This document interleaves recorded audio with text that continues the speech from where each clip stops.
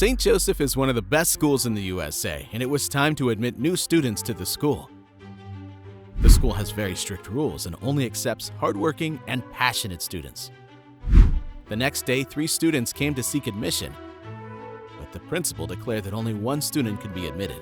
He handed each of them a pencil, sharpener, eraser, and a notebook saying, "The one who writes the most will secure admission here." The following day, the 3 applicants returned their notebook, eraser, sharpener, and pencil to the principal. Without opening the notebooks, the principal was able to determine who had written the most pages.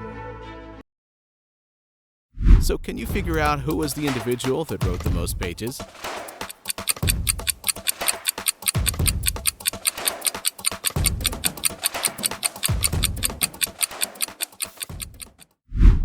It's the 3rd student. Take a look at his pencil and eraser. They are both already half used.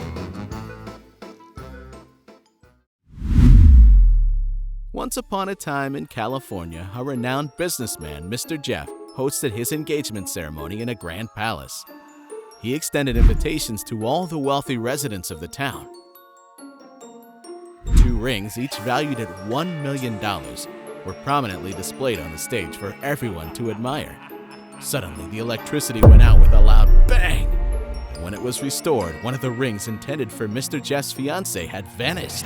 Mr. Jeff promptly contacted the police.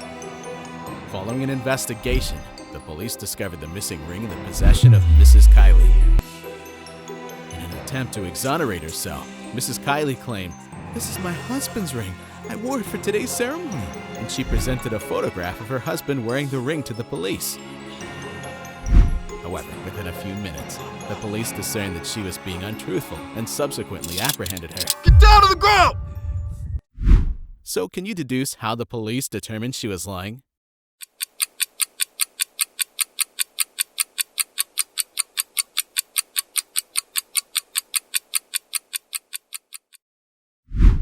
Consider the photograph. Mrs. Kylie's hand appeared slender, while her husband's hand was noticeably larger. This inconsistency raised a critical question. How could a single ring fit on 2 different fingers with such disparate sizes? One day at St. Joseph's School, the school staff was collecting essential information for the students' records, such as their weight, height, eye color, and so on. The next day, Justin and Selena visited the room together to provide their information. The science teacher measured their body weight, finding that Justin weighed 44 kilograms and Selena weighed 33 kilograms. The teacher then left the room, placing his lunch on the table. However, when he returned after 5 minutes, he was dismayed to discover that his lunch had been entirely consumed. Frustrated by this, the science teacher, with his expertise, swiftly deduced who had eaten his lunch. Can you determine who the teacher identified as the lunchtime culprit?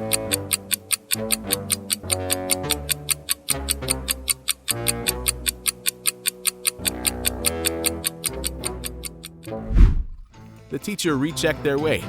Earlier, Selena's weight was 33 kilograms, but now it had increased to 34 kilograms, while Justin's weight remained the same. Consequently, by re-examining their weight, the teacher determined that Selena had consumed his lunch. Rihanna and Nikki were exceptionally bright students, whereas Cardi was somewhat average and often envied their intelligence. Following the final exam results, Rihanna and Nikki both scored 98% with A+ grades, but Cardi only managed to score 37% and failed the exams.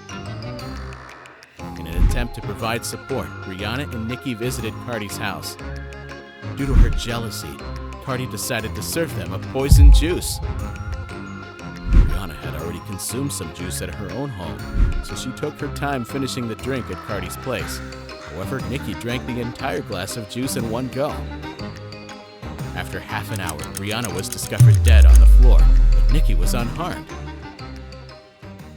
Now, you must explain why only Rihanna died, even though Nikki also drank the poison juice.